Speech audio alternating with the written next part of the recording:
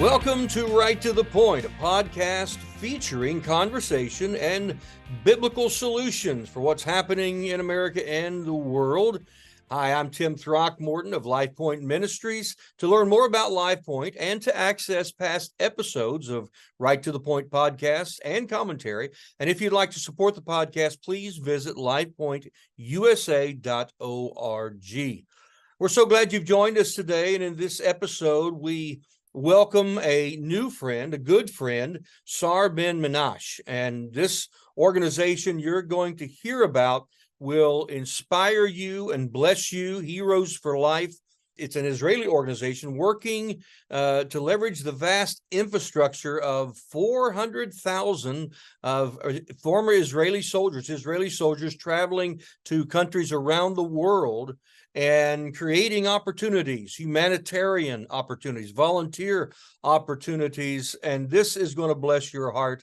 And we are honored to have Saar with us today. And so let me welcome him in. Saar, welcome to the Right to the Point podcast today. Delighted to have you. Glad you're along. Thank you, Tim. It's an honor to be here. Well, let me begin by asking you how Heroes for Life began. Where'd this come from? What's the backstory? What's the history? I've been in Israel a number of times, and I have met hundreds of Israeli soldiers. In fact, I've danced with them at the Western Wall a few times, and I so admire and I'm so moved by their love for Israel. So tell us where this all started. First of all, it's nice to hear that this is your experience from Israel. I'm always happy to hear about these kind of experiences from Israel, and it's a very typical experience, actually, dance in the Western Wall. Regarding Heroes for Life, this organization was founded by Gili and a couple of other friends. Gili served in the military in the elite unit Duvdevan. He was a combat commander and officer. I served in the same unit, actually, and that's how we met. Gili finished his service, and he went to travel the world with his wife. This is also something that's very typical for Israelis, to finish the service. As you know, in Israel, the service is mandatory 3 years for men and 2 for women. And usually when you finish your service, you want to go and experience, see other cultures, see things that you haven't experienced before. So Gili flew to Thailand with his wife, and they went to Bet Chabad. Are you familiar with the concept of Bet Chabad? Mm-hmm. So for the sake of the listeners that aren't, Bet Chabad is kind of an institution that has branches all around the world that kind of accepts Jewish people that just want to have Shabbat dinner once they're abroad, because the tradition is to have a family dinner every Friday night. And Gili signed up to actually join this dinner. And they told him, look, round A is full. There are 1,000 people here. Come for round B. It's in a couple of hours, okay? And he was like, okay, 1,000 people, filled it. I'll come in an hour, in 2 hours. And they come, and the rabbi there tells him, Gili, I wasn't expected it. It's also full here in round B. You'll have to come back for round C. And Gili was surprised. Gili was shocked. Him and his wife, they want to have dinner, and they can't have dinner because there are 2,000 people, wow, Jewish people, Israeli people, probably the most of them, that are having dinner, and they don't have the room for that. So they came for round C, which was almost full as well. Gili did the math, and he thought about the fact that there are 3,000 Israelis on the same moment in Thailand going to Shabbat dinner or going to Bet Chabad, when we can make them our ambassadors. We can make them do something good with the time. They're already there. Everybody's traveling the world. I think one of the most traveling nation is the Israeli nation. We love to see, we love to explore, and we're going all across the world, whether it's South America, Australia, the Far East. And he thought about the fact we need to do something with it.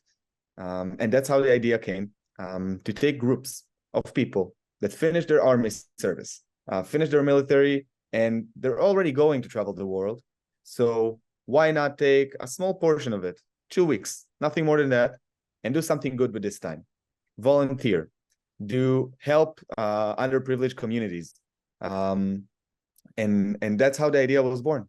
So ever since, we're sending groups of volunteers, of people that have done significant or a very meaningful army service. They gained their tools and their abilities to comprehend the world and to contribute more from themselves based on this service.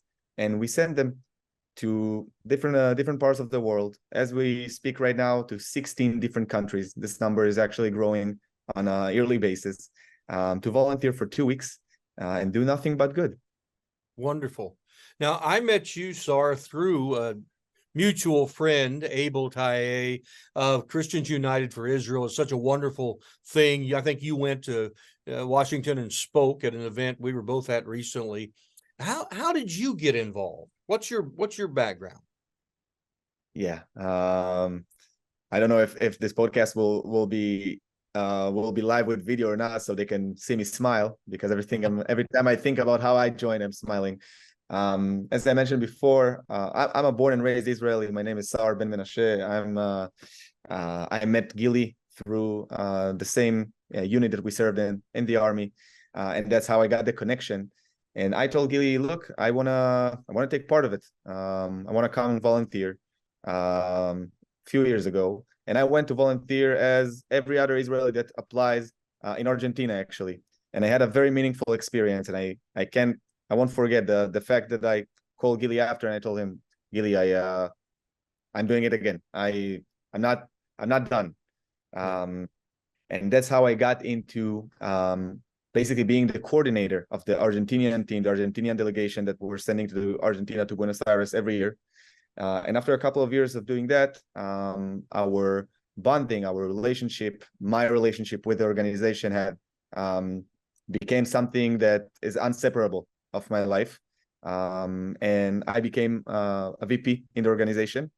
And I'm dealing more with strategic partnerships here in North America, and trying to create more awareness here in the American culture. I hadn't mentioned it, but I relocated myself to South Carolina, Charleston, about 3 years ago, and that's how it contributed to this situation as well. And yeah, that's my story. That's how I fell in love with this organization. Beautiful part of America, South Carolina. Oh, yeah. Beautiful area, and we're glad you're here. Welcome. Thank you. So this organization, you've spelled out kind of an overview of it, but there are some goals for, that you want to accomplish, not just in the lives of those who participate, but in the lives of those who receive that interaction. And then thirdly, for Israel, this raises the level of understanding in the world for who the Israeli people are. So talk about those organizational goals. I want to start with quoting the prophet Isaiah, and I hope I'm translating it right, but if I remember correctly, we're talking about Isaiah 42 verse 6. That the prophet Isaiah says that the Jewish nation should be a light unto the nations. I think as Jewish people, as Israel, we have the obligation to spread the light, to spread the good. And I think this is the essence of this organization. We know what is the perception or what people hear in the media about Israel. And we want to change this perception. We want to change this view of our people, because as a born and raised Israeli, as I mentioned before, I know what my brothers and sisters are like, and it's never nice to hear that other people think otherwise. So we're trying to spread the light. We're trying to show the true face of our Israeli soldiers or released soldiers or the entire nation to the world. And we're doing all of that with the third goal of commemorating our fallen brothers and sisters who have served our country and unfortunately paid the ultimate sacrifice for us to have the life that we have. And thanks to them, we're here. So the goals that we have are spread the light, show the true face of who we are, and doing all of that while remembering our brothers and sisters. Very well said. Now, the the projects you do. I saw a video in our first meeting. It was a Zoom meeting that you were involved in. These soldiers are involved in projects. So these are building projects, they're educational projects, and medical projects. Kind of talk about those and what they look like in different countries. So it's pretty simple, Tim. I always used to say, what's not going to be simple, simply not going to be. So we're trying to keep it simple, make it happen. So what we do is we send groups of between 30 to 40 volunteers every year for 16 different countries, so 16 times a year, for a duration of 2 weeks. Nothing more than that, and I will elaborate why not more than 2 weeks a little bit later, to do three main things. One is providing medical support. In some communities or some areas of the world where they're not exposed to the Western medical abilities that we have where we live, we're trying to send our blues and whites, that's how we call our fellow Israelis, our Israeli doctors, specialists, to provide this medical support. Other than that, we're on the educational side, we're always trying to help and teach whatever necessary in this specific destination, whether it's math and English, or even a simple hygiene customs, like wash your hands, because what's clear for you and me, how to prevent diseases, how to avoid from having germs in your life. In some places, it's not that obvious, and sometimes you need to actually teach it. And the third thing we're doing is we're trying to do building and renovation projects. For example, I'll tell you a story about a classroom we built in Uganda. So we got there, and I don't know if you know, but Uganda is a very hot place. Yes. And I think what's amazing in this place, in this specific place, they have so many good teachers, and they have students that are eager to learn, but they don't have where to do it. And you can't do a class outside. You just can't. It's over 100 degrees outside. Nobody can concentrate. Nobody can learn. And because they had just a couple of classrooms, they were in a ratio of 1 teacher to 70 students. Something it's very easy to understand that nobody can actually efficiently learn in this environment. So we understood the need, and we adapted, and we understood that what we need to do is provide more space. So we built the classroom in 2 weeks from scratch, from nothing, from zero to hero. We build another classroom, and we keep doing it year after year after year. Right now, I'm very proud to say that the ratio between teacher and students over there is around 1 teacher to 25 students. And that's the result of coming every year and keeping this continuity to actually come and make sure that this place thrives and improving from year to year. And this is what we do. This is Heroes for Life. Wonderful. Wonderful. So how many countries are you in now? Currently 16, but probably by the next time you'll talk to me, it'll be a higher number. Well, how many applicants are interested every year to be a part? So, how many right now are serving, and how many are applying? So that's interesting, and I always say when I'm talking to people that I'm from outside of Israel, try to think about it as a percentage, not as a number. Back in 2014, when we launched, or when we sent our first delegation, we had 25 applicants. Today, or at the end of 22, we had 9,200 applicants for doing nothing but good. If you'll take these numbers and take the 10 million people population that we have in Israel and compare it to the 350 you have here in the US, it's almost like having 300,000 applicants here in the US every year. Wow. For applying to contribute from their personal time to do nothing but good. This is something we're very proud of. Amen. Well, let me just personalize this. In my trips to Israel, I've been there 3 times, and I have witnessed, I was there once during a conflict with Gaza. I was there during some other things that happened on the streets of Jerusalem, and then watch the news and then read the newspaper, and then hear, what is said about Israel after I've gotten to know people in Israel, and after I've gotten to experience Israel. And of course, as a Christian in America, we know about Israel. We have a somewhat of an understanding, but then you get there and you get immersed in the culture, and you see the heart of the people, and you see their love and their incredible ingenuity. I'm a farmer, grew up on a farm, and so I love the agricultural things that they add, not just to Israel, bringing it to life, but have added to the world. Of course, technology, that's been added, the technological advances because of Israel, on and on and on. But to see that painted differently in newscasts and in education and other things, it's quite disheartening. This is a beautiful picture of who Israel really is in the heart of these soldiers that who will literally continue to be in reserve duty, reserve service for the rest of their lives, I guess. And so what are the long-term goals? Because, you're growing pretty quickly here.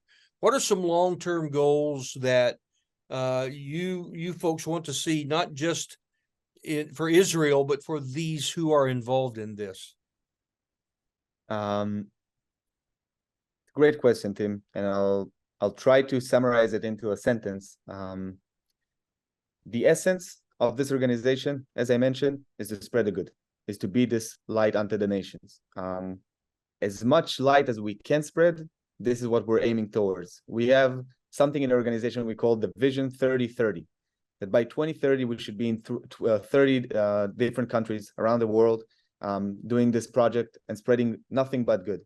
I hope that in 2030, you'll speak to me and I'll tell you about our vision of 50-50, or even 5,500, and we'll just create other countries to spread the good there. But what we're trying to do, Israel already has the title of high-tech startups, agriculture, obviously defense systems, and the IDF and all the buzz that it creates. What we're trying to do is make Israel be the global superpower of chesed. Chesed is a word in Hebrew. It's, you know what chesed is.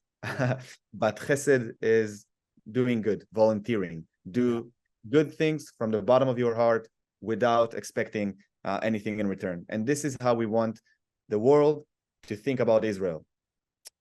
Well, I know that this has had a lasting impact in the nations that have been involved. In fact, I remember the picture of the president of Brazil. Kind of tell that story. When good things are happening in a president's country, he wants to honor that. And certainly this has caught the attention of the president of Brazil. Yes. Another thing we're very proud of, it's not only in Brazil, I have to mention. The president of Brazil did participate in a ceremony in our behalf, holding a shirt of our organization with his name on it, and he was very proud of it, and he thanked us. Other than that, there are certain Israeli politics that had spoken in the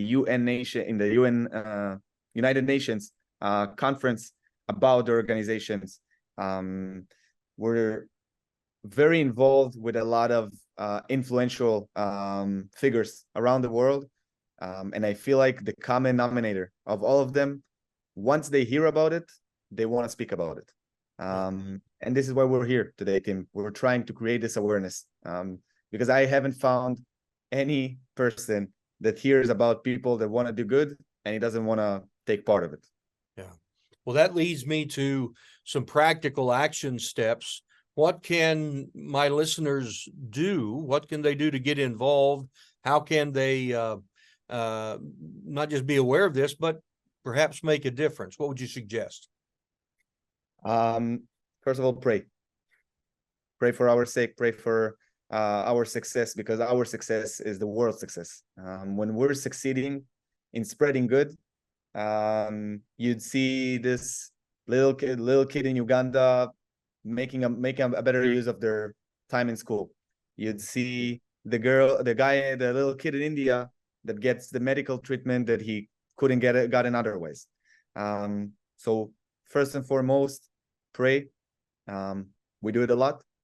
Other than that, as I mentioned before, we are trying to create this awareness. We are trying to spread the word for people to know about our organization, about Heroes for Life. I did send you the website, but by going to www.hfl.org.il, you can read it for yourself, see everything that we're doing, learn about it, and talk about it. And obviously, as a nonprofit organization, we are trying to look for strategic partnerships for people who want to take part of this journey. If it's in a donation, if it's for another kind of support, and help us achieve our goals, help us achieve this Vision 3030 goal or any other goal we're trying to achieve on the way. Very good. I'm a believer in God moments. I like to call them God moments, where someone sees something and they share it with just the right person who has a influence in this particular area. So let me encourage those of you that have joined us today to share this podcast. And when this is up, and Saar, when this is up and running, the website will be there for folks to see. It'll be on our website as well, so folks can not only share this, but maybe you know someone who's a leader here nationally in the United States or in a foreign country. Share this good information with them. We want to add value to this, and that's really the reason that I wanted you to be on here. I love Israel, and I love the people of Israel. I've had the greatest of experiences there, and memorable, meaningful, and I know that God's got great things ahead. So, Saar, I thank you for joining me today. I appreciate your time and your good work, and I look forward to staying in touch and see how this grows, and we'll have you back on, and I want to hear more about the great things God's doing. Thank you, Tim. Thank you. I appreciate your time. I love the term God moments, and I do believe in it as well. And I think that everything happens for a reason. And I feel like this connection is also happened for a reason. So I appreciate that. I'm looking forward to see where will it take us. And thank you again. It was great to be here. God bless you, and we'll talk soon. Bye now. That's our team. Bye-bye. Well, thank you so much for joining us here on Right to the Point. To learn more about LifePoint, to access past episodes of Right to the Point podcast and commentary, and again, if you'd like to support the podcast, please go to lifepointusa.org, and I thank you very much. God bless you. Stay in love with the Lord and in love with one another, and we'll see you next time for a fresh edition of Right to the Point.